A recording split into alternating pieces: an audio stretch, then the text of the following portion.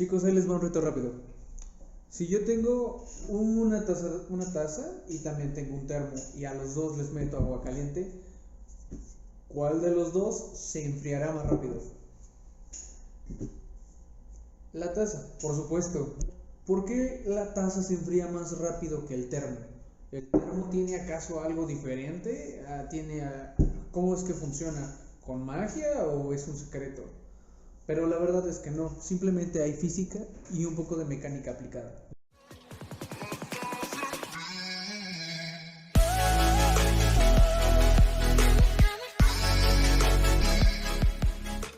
A lo largo de nuestros días, en nuestra vida cotidiana, el funcionamiento de un termo lo podemos ver en nuestro día a día, no solamente para poder enfriar líquidos, sino lo podemos ver en refris, los podemos ver en una planta de generación eléctrica, en equipos de calentamiento. Por ejemplo, los calentadores funcionan más o menos con el mismo principio que un termo.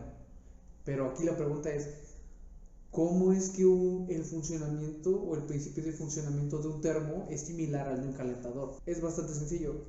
Hay algo que se le conoce como la transferencia de calor, que deriva de la primera ley de la termodinámica, donde nos dice que la energía no se crea ni se destruye, solamente se transforma.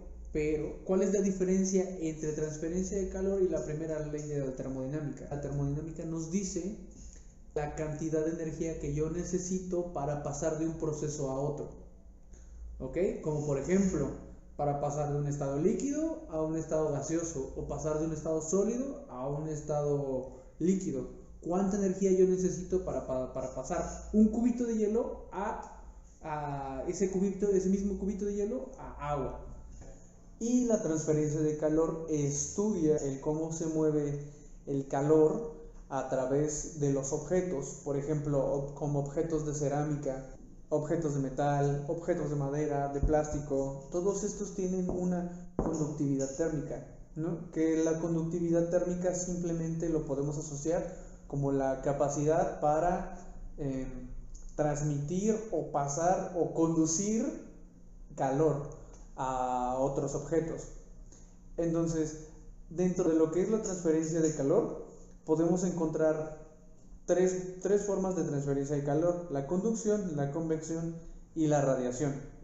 La conducción simplemente es el traspaso de contacto directo cuando tú tocas algo y tú te quemas, como por ejemplo, no sé si se han dado cuenta de que cuando tú sirves una taza de café, esta taza de café se calienta, pero si tú la agarras directamente con tu mano, la taza de café va a cederte calor y energía, y eso hace que tú también te quemes. O sea, porque ¿qué es lo que busca? Tu mano está a una temperatura diferente a la temperatura de la taza.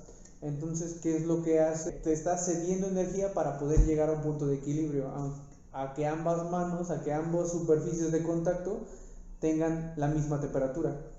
Tú, al momento de estar en contacto con la taza y tu mano, estas dos van a crear una diferencia de temperatura.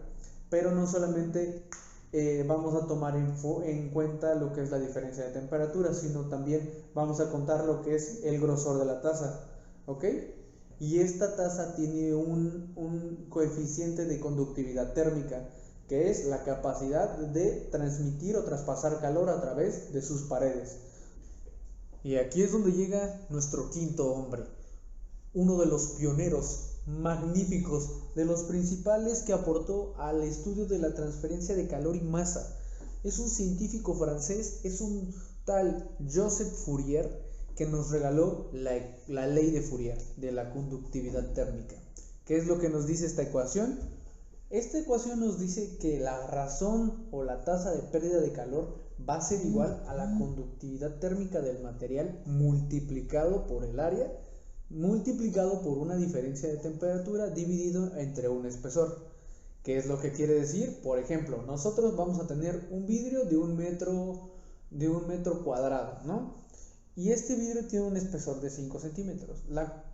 Este vidrio tiene una conductividad térmica aproximadamente como de 1.02, ¿no? Por ejemplo. Eso es un ejemplo, ¿eh? No estoy diciendo que este sea el dato correcto, entonces solamente voy a hacer ese paréntesis. Y tenemos una diferencia de temperatura. La diferencia de temperatura es de que en el interior o de un lado del vidrio tenemos 30 grados, 40 grados de este lado, y del otro lado vamos a tener 25. ¿Cuál va a ser la pérdida de calor de un punto a otro? Y eso es básicamente lo que nos dice esta ecuación. Vamos con la siguiente. Eso es por el lado de la conducción. Ahora viene la convección. La convección es algo bastante sencillo. Por ejemplo, nosotros cuando queremos tomar una taza de café que está muy caliente, tenemos dos opciones. La primera es la colocamos en la mesa y dejamos que se enfríe. Y la segunda es con una cuchara le empezamos a soplar, ¿no es verdad? ¿Para qué? Para que se enfríe más rápido. Y estas son las dos formas de convección.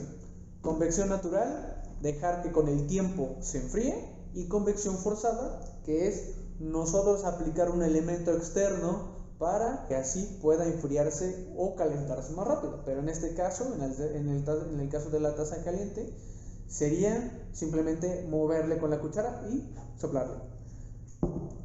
Hay diferentes ejemplos de convección. Uno de los más fáciles de la convección forzada podría ser el ventilador.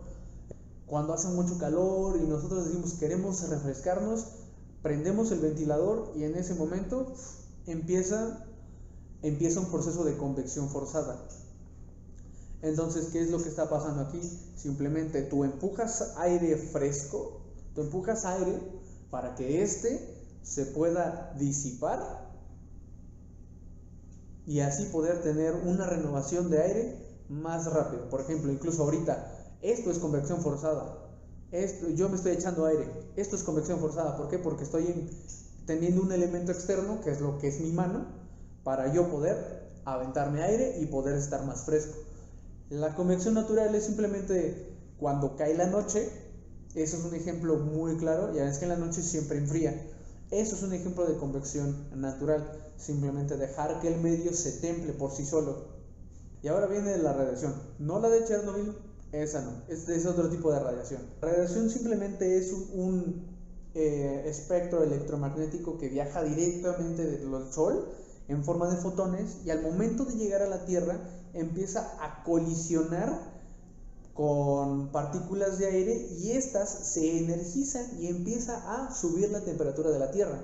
Entonces, una gran parte se pierde en la atmósfera, otra es absorbida por las nubes del Sol y otra es absorbida por la Tierra en sí. Otra parte se refleja y otra parte se difracta. Pero ese es tema para otro blog. Y aquí es donde ustedes se preguntan, pero oye, ¿cómo es que estos tres principios se pueden llegar a relacionar entre sí? La verdad es que es muy sencillo. Y aquí es donde se pone interesante, porque si nosotros agarramos este termo y le hacemos un corte transversal justo ahí, vamos a encontrar tres cosas. La primera es que está conformado por una capa exterior, una capa de vacío que va a formar como un aislante, y una capa interna que es en la parte donde va a estar alojado el líquido, ¿ok? Entonces el primer principio se va a eliminar porque nosotros no vamos a tener contacto directo con la parte que aloja el líquido, ¿ok? Entonces, ¿qué es lo que vamos a estar agarrando? Vamos a estar agarrando la corteza exterior, en el cual el vacío que tenemos aquí no va a actuar como un aislante. Entonces la taza como tal, o lo que aloja el líquido, no va a poder cedernos de su energía a nosotros para poder llegar a un punto medio. Segundo punto, el segundo punto es la convección, que ya habíamos dicho que tenemos dos maneras de generar convección, que es la forzada y la natural. La natural es en donde nosotros vamos a dejar nuestro líquido a la intemperie y solito se va a enfriar o calentar. Y la segunda es con un elemento externo podemos hacer que se enfríe o se caliente más rápido. Entonces, nosotros al momento de colocarle este pequeño taponcito, lo que estamos haciendo es impidiendo que tenga contacto con el exterior, lo cual va a generar un pequeño clima adentro en el cual se va a mantener calientito. Entonces, nosotros cada que lo destapamos, estamos generando que interactúe con el medio ambiente. Entonces ahí puede llegar a escapar el aire caliente, y para que pueda entrar un aire frío, porque al final de cuentas, cuando nosotros abrimos una ventana, se empieza a nivelar la temperatura de la casa. Por eso es que cuando hace mucho calor todos dicen, ábrele la ventana, para que se enfríe. Entonces nosotros, al no tener contacto con el exterior y no poder soplarle, entonces va a conservar mejor el calor ahí adentro. Lo cual el concepto de la convección se elimina. ¿En dónde nos dejan? Justo con el tercer punto, que es la radiación. Si nosotros dejamos nuestro termo y lo exponemos a la luz del sol y lo dejamos afuera, ¿qué es lo que va a pasar? Una parte del espectro electromagnético de la luz del sol va a rebotar, ¿no? Va de regreso. Y otra parte se va a absorber. Y entonces aquí es donde entra nuestra capa de vacío. La teoría que nos dice, ¿no? Si tenemos nuestra capa exterior y nuestra capa interior, la luz que llega a rebotar en el termo va a venir en esta dirección, hacia adentro. Y aquí es donde entra la capa de vacío. Si está bien hecho el termo, en teoría no debería de haber nada en el medio. Entonces no puede llegar a haber un calentamiento del aire en esta capa de vacío. Pero como siempre hay pérdidas por infiltración, o luego a veces los productos no están tan bien diseñados o no son completamente herméticos, entonces va a haber un calentamiento, ¿no? Pero si nosotros somos cuidadosos en donde dejamos el termo, la transferencia de calor que va a haber aquí en medio, en esta capa de vacío, va a ser mínima. Lo cual, eso va a ayudar a que nuestro líquido se mantenga caliente o frío. Y así es como funciona un termo. Ahora viene lo más divertido. Vamos a hacer un termo. Vamos a necesitar poquitas cosas, se los juro. Una botella grande, una botella más chica que la grande que vamos a tener. Si tienen aluminio, Durex, si tienen Durex. Y podemos utilizar algodón, toallas, tela, lo que sea que pueda llenar, que pueda utilizar para rellenar. Solo vamos a hacer el experimento. Este es un termo casero, ¿ok? Más adelante vamos a hacer cosas más complicadas que espero que tengan a la mano. ¿Qué es lo que vamos a hacer? El experimento es bastante fácil. Vamos a cortar la botella grande en la parte superior a medida que podamos colocar la botella más chiquita, ¿no? Entonces la partimos a la mitad y vamos a agarrar la botella más pequeña, la vamos a envolver de aluminio. Y después vamos a rellenar la botella grande ya sea con algodón, tela, una toalla, para que forme como un tipo de aislante, alrededor de la botella. Entonces vamos a tener nuestra botella grande, aislante, y en medio vamos a colocar lo que es nuestra botella con un poquito de aluminio en su exterior. Y obviamente esa botella va a estar, con su rosquita, esa no la vayan a cortar. Y básicamente así vamos a hacer nuestro termo casero. Les voy a mandar el proceso de a mí cómo me quedó con las cosas que yo tengo en la casa.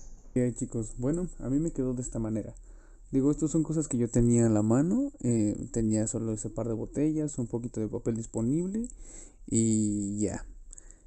Básicamente el papel lo ponemos en medio para que actúe como una manera de aislar nuestro líquido interno con el exterior.